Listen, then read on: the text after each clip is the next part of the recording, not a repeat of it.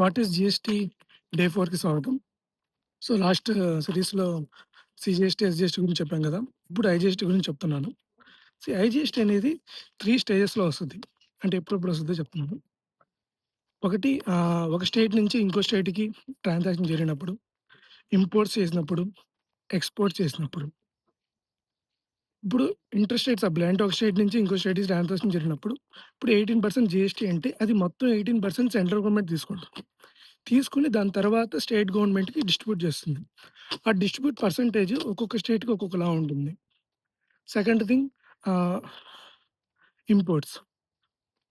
Imports చేసినప్పుడు కూడా IGST ఉంటుందనమాట. Third exports. ఎక్స్‌పోర్ట్ చేసినప్పుడు ఐజీఎస్టీ ఉంటుంది. కాకపోతే జీరో రేట్ అని ఉంటుంది. ఎక్స్‌పోర్ట్ చేసినప్పుడు. అంటే కొంచెం మా కంపెనీ అంటే ఇండియాకి బెనిఫిట్ రావడం కోసం ఎక్స్‌పోర్ట్ చేసినప్పుడు ఐజీఎస్టీ 0% ఉంటుంది. For more GST videos stay tune.